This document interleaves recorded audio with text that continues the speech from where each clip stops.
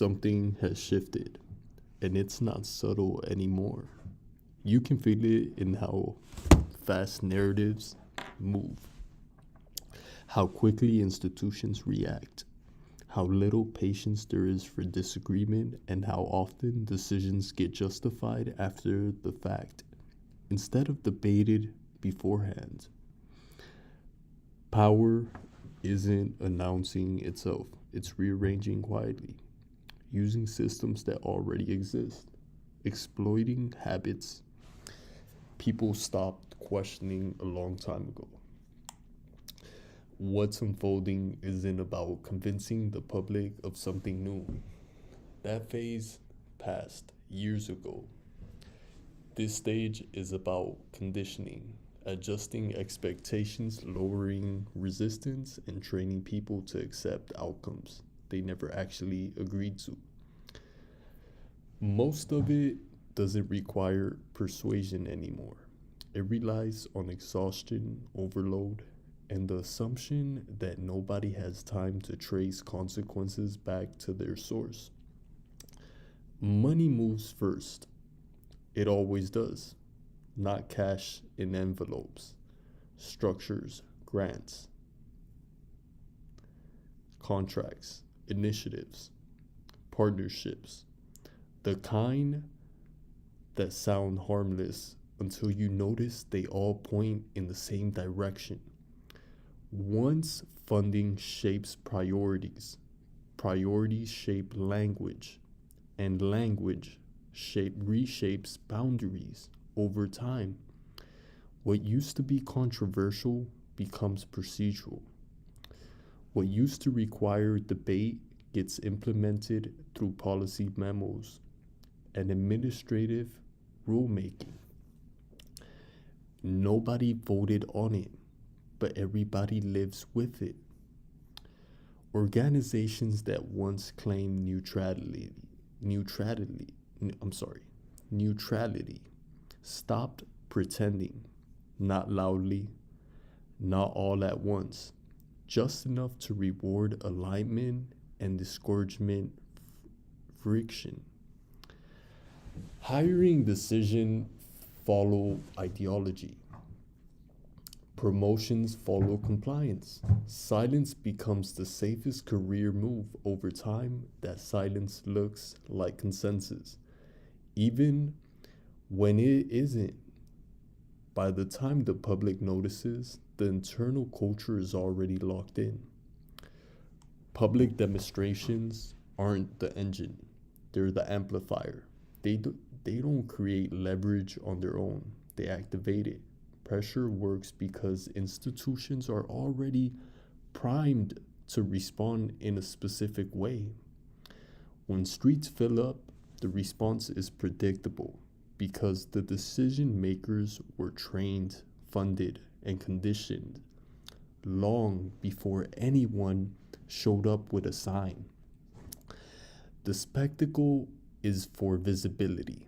The real work happens behind closed doors, where policy language gets drafted and liability gets calculated. Information no longer spreads organically, it's sequenced. Stories appear simultaneously across platforms with identical framing, identical moral cues, identical conclusions. Independent outlets repeat them because not repeating them carries professional risk. Algorithms reward conformity. Dissent doesn't get banned outright, it gets buried, labeled, delayed, or drowned out. Control doesn't look like force anymore. It looks like friction applied selectively. Foreign interests don't need to dictate outcomes directly. All they have to do is reinforce instability, magnify division, and support narratives that weaken cohesion. When internal trust erodes, external pressure becomes unnecessary. A society that can't agree on basic premises can't defend itself coherently. That vulnerability doesn't require infiltration at the level people imagine. It thrives on partnership, mutual benefit, and shared talking points. None of this requires everyone involved to understand the whole picture. Most don't. Systems don't run on awareness, they run on incentives. Each participant acts rationally within their own lane. Career adjustments, moral validation, financial security, social belonging. The result looks coordinated even when many players believe they're acting independently. That's how modern power functions: distributed responsibility, concentrated outcomes. What gets lost in all of this is accountability. Decisions diffuse across committees, task force, boards, and advisory councils until no single person can be confronted directly. Consequences show up downstream, disconnected from their origin. When people push back, they're told the process already happened. The experts already weighed in. The window already closed. Participation becomes symbolic. Authority becomes procedural. The public senses something's wrong, but the language to describe it keeps getting disrupted. Every attempt to name the pattern gets reframed as extremism, paranoia, or ignorance. That reframing isn't accidental. It protects the structure by discrediting pattern recognition itself. As long as people argue over labels, the machinery keeps running uninterrupted. What's being contested now isn't policy, it's control over reality definition. Who gets to say what's acceptable to question, which outcomes are inevitable, which trade offs are necessary, and which costs are invisible. Once those boundaries harden, outcomes stop being debated and start being managed. At that point, disagreement becomes a character flaw instead of a civic function. This isn't collapse, it's reconfiguration. Slower than a coup, quieter than a crisis, more durable than outrage. The people who benefit most aren't the ones shouting. They're the ones whose influence never shows up on camera, whose names don't trend, whose leverage works whether the public agrees or not.